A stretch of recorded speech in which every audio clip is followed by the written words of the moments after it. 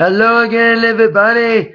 Zack Attack is here with my WWE Night of Champions review for night September the 16th, 2012. Overall, tonight's pay-per-view was pretty good. A pretty good event. We had two great matches, one awesome match, despite the kind of a screwy, controversial ending to the main event tonight, despite it being an epic main event tonight. But still, you can't take away from the fact the main event was still a great main event. Decent pay-per-view. We had some duds there, but we had one great match, one terrific match. So decent pay-per-view tonight. I'll give this pay-per-view a 6, not a 6. I've been giving all pay-per-views 6. This first pay-per-view I'm giving a 7. 7.0 out of 10 tonight. That's my thoughts on pay-per-view when it comes to rating. Now here comes the matches, starting with a pre-show battle royal, which was of course going for the number one contendership for the United States Championship, with the winner taking on Antonio Cesaro. Basically all the mid-carders. You had Heath Slater, Tenzai, Justin Gabriel, Tyson Kidd, Primo and Epico, the primetime players, CTG, Teddy DiBiase, Drew McIntyre. I haven't seen his ass in a long time. Tina Morella, Zack Ryder, Michael McGillicuddy. I'm surprised Otunga wasn't in it. I forgot who else was in it, but it was a decent battle royal. Typical battle royal, but decent. Start off with everybody, and I do mean everybody, attacking Heath Slater first, eliminating Heath Slater right away. Oh, Jinder Mahal was in it. I thought they were going to go after Jinder Mahal first, but they all ran after Heath Slater. So Heath Slater was the first eliminated, and there were some decent spots, with some good elimination spots. But indeed, the winner of the Battle Royal, the winner to go on to face Antonio Cesaro tonight, is my man. Woo woo woo, you know it, Zack Ryder. He is the king of the Battle Royals recently. Of course, he won a Battle Royal on a live SmackDown back in July, being the SmackDown GM for a night. He wins another Battle Royal. Would he win the U.S. Championship? You'll find out later on in the evening. 2.0 out of 5. For being just a decent Battle Royal. Kick off the pre-show. Now it's time for the main show. Kicking off with a great opener, which was a fatal 4-way for the Intercontinental Championship. It was the champion, The Miz, defending his championship against Mysterio, Cara, and Cody Rhodes. Now this was a great opener. There were some great spots in this. By the way, before I go any further in the match, I need to mention that, of course, we all know Jerry Lawler wasn't at the show tonight because of his heart attack on Monday. So replacing Lawler for the time being is the return of JBL, playing the heel commentator tonight. And great to have him back on commentary. Great here. Announcer again. There was a little mistakes from JBL, which I'll address during the match he made a mistake on. Speaking of mistakes, botches galore from Sin Cara during this match. But indeed, there were some great spots, especially with Sin Cara and Rey Mysterio in the match. You know, there's been some great high-flying spots. And there was a lot of them. And a very high-flying spot, fast of a matchup, very high-paced matchup, fast-paced matchup, which ended with Sin Cara putting a mask on The Miz, trying to put it on Cody Rhodes at first, since the whole rivalry involved about the mask. But as Cody Rhodes was ready to deliver a crossroads on Sin Cara, Miz, without seeing, still wearing the Sin Cara mask, delivered the skull-crushing finale on Cody Rhodes, retaining the Intercontinental Championship despite all the odds against him, and mostly being teamed up on most of the match. So there you go, Miz retains the championship, a 3.0 out of 5 for being a very exciting opener. Second best match of the night besides the main event. Now on to our next match, which was for the Tag Team Championships, as the Odd Couple, Kane and Daniel Bryan, teamed up against the reigning Tag Team Champions, Kofi and R-Truth. Now mostly, R-Truth is pro-heel tonight, and booing all the faces unless it's a certain guy from Boston. West Newbury, be more specific. Anyway, the second match was decent. Kane and Daniel Bryan in the beginning, kind of rough, teaming up. And it seemed that midway towards the match, they were finally getting along in some ways. But eventually, the partnership broke up as they had into a shoving contest, which gave Kofi and R-Truth most of the advantage for the second half of the match.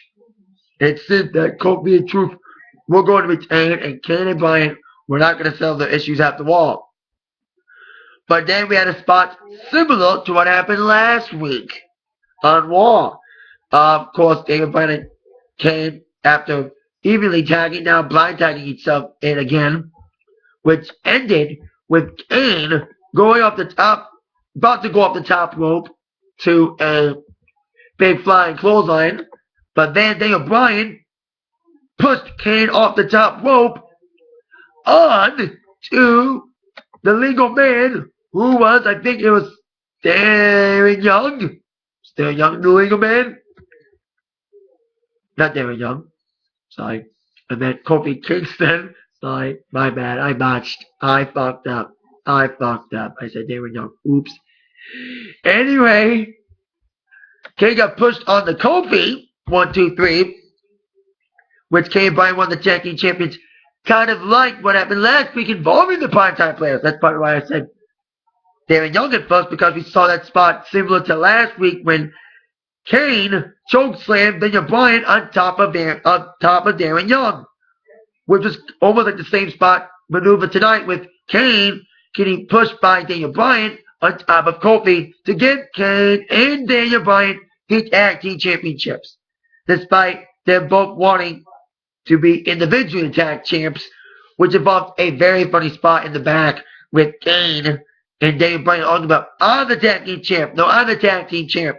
And Kane coming in with a Gatorade, spurting Daniel and AJ and Dr. Shelby, and pulling like a Super Bowl, I'm going to Disneyland. That was kind of funny. So there you go, Kane, Daniel Bryan, your new tag team champions. We'll see if they still get along, but indeed, a 2.0 out of 5 for this tag match with new tag team champions. Now, on to our next match, which was the aforementioned United States Championship match involving Zack Ryder taking on Antonio Cesaro. Now, it seemed that Ryder had the advantage for most of the match. Antonio tried his best in the match, but mostly Ryder had the advantage. He was mostly on the offensive throughout the evening. And I was like, man, Ryder's doing so good. Ryder's doing well. He's winning thus far, but I had a sneaky suspicion that Ryder was going to get distracted somehow, some way by Oksana and lose the match. Well, I have instincts sometimes, and my instinct was, once again, white on the money. As Zack was about to deliver the Broski boot onto Antonio Cesaro to get the finish, Oksana pulled Antonio Cesaro underneath the rope, saving him from the Broski kick. With Oksana distracting Ryder, Antonio got back in the ring, nailed its finisher, and retained the United States Championship in a decent matchup. Great effort from Ryder. He was mostly, like I said, he got the advantage for most of the match. But indeed, thanks to Oksana and no distraction, Antonio Cesaro retains the United States Championship. A 2.0 out of 5 for that match as well. Now we're going to take a break from our championship matches for a moment and go to the only non-title match of the evening, which was Dolph Ziggler taking on Randy Orton. Now, I gotta say something about this. WWE tonight announced their partnership with the Susan G. Komen Foundation for Breast Cancer Research, Breast Cancer Foundation for Breast Cancer Awareness Month. They're all wearing the ribbons on their jackets, including JBL and Cole. Cena's got new colors. He's wearing pink now. And the rope was pink. So, even if everyone was wearing pink, Dolph Ziggler, who always wears pink a lot, wasn't wearing pink tonight. I thought that was weird. That everyone's wearing pink, yet the guy who's wearing pink every other day of the week is not wearing pink tonight. I know he's got a new shirt and all. New design for his new color of his show-off shirt. But still, it's still kind of weird to see him now wear his pink one. But anyway, decent matchup with Ziggler and Orton. I've always said this about Ziggler. I've always admired Ziggler. I liked him since he first came in, splitting off in the Spirit Squad and solo career. Ziggler had most of the advantages match. Decent matchup with Ziggler. But indeed, Randy Orton, the Viper, getting the victory over the Money in the Bank winner, Dolph Ziggler whipping RKO. I kind of missed this matchup. I was kind of busy. Anyway, Orton gets the victory, a 2.0 for that match as well. I'll give it a 2.5 for being somewhat exciting. With Ziggler having the advantage. Decent matchup. Give it a 2.5 for that match with Orton getting the victory. Because the big question was, would Ziggler get involved in the World title match? We would all find out in a little bit. But now it's time for our next title match, which was for the Divas Championship, which was slated to be Kane versus Layla. Now, there's reports about Eve being inserted in some way, shape, or form because they were intending Eve to win that number one contenders battle royal a few weeks ago for the Divas title.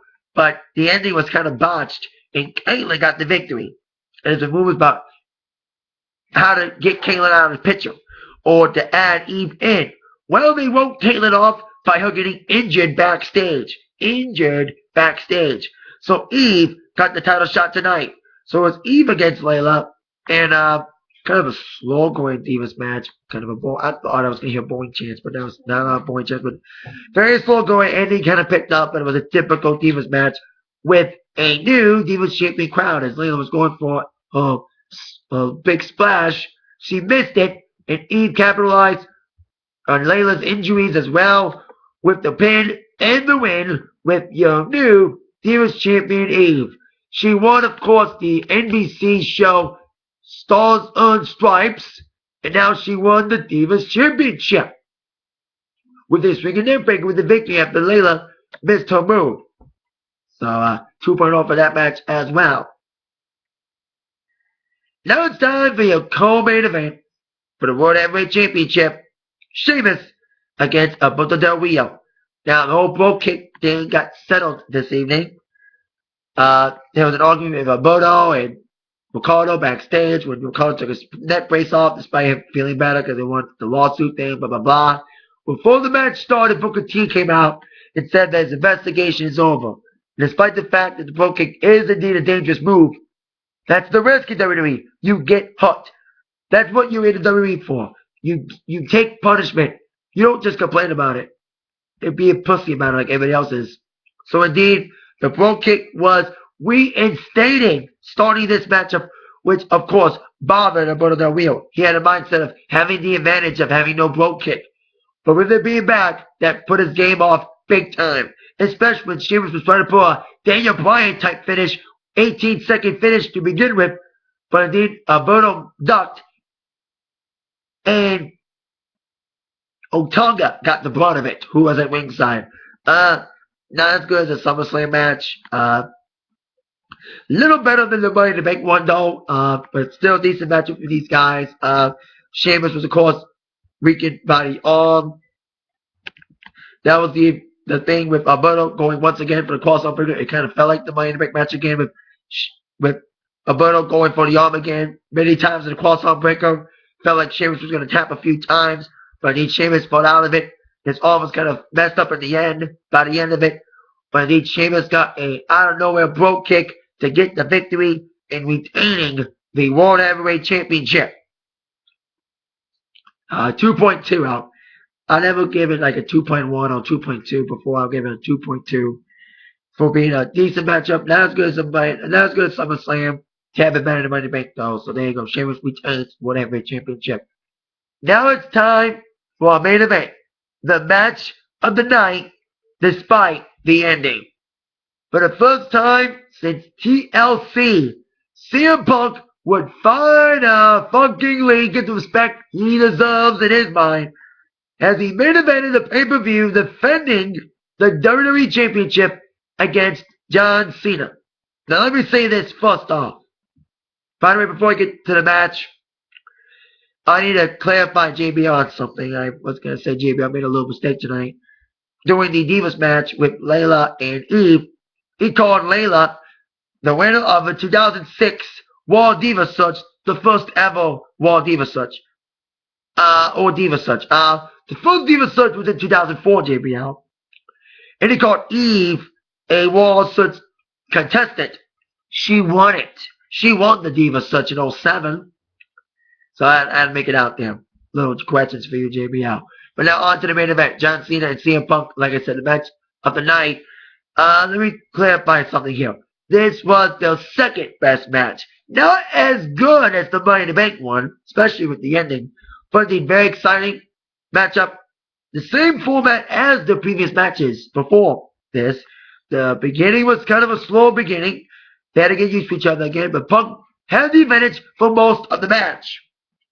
We had a little Super Cena sports throughout the matchup with Punk had an answer for everything. Despite Paul Heyman at ringside, Paul was indeed an innocent bystander.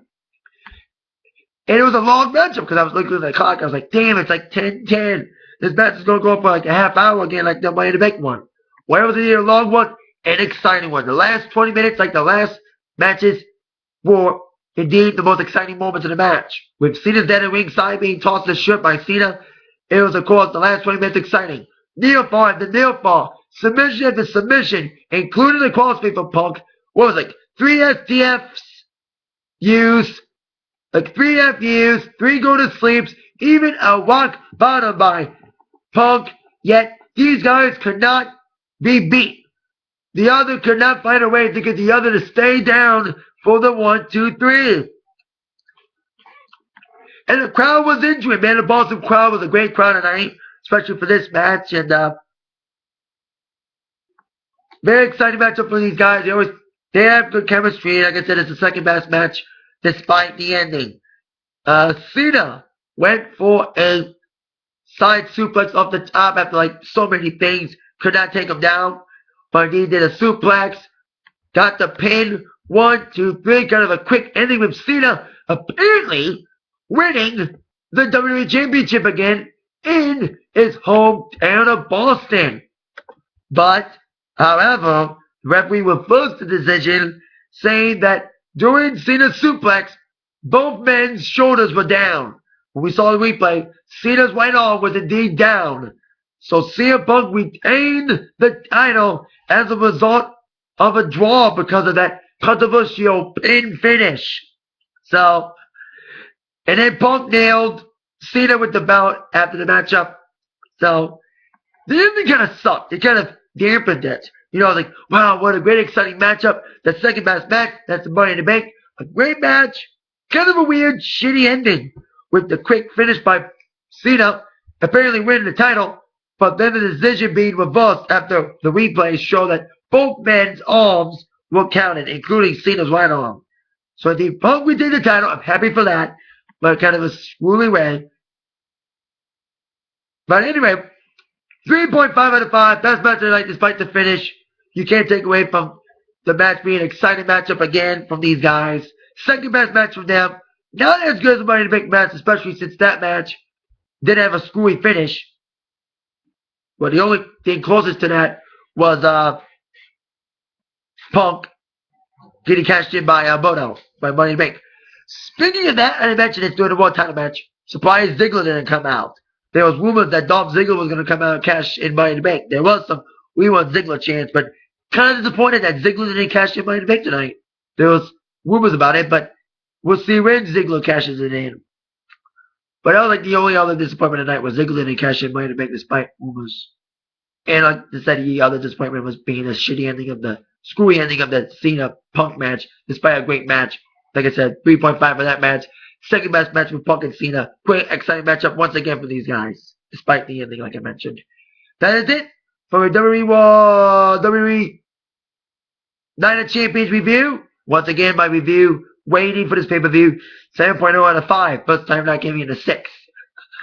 That is it for that. Thank you very much for watching that 9 Minutes Act Body Review. Thumbs out. Thank you very much. See you later. Yeah.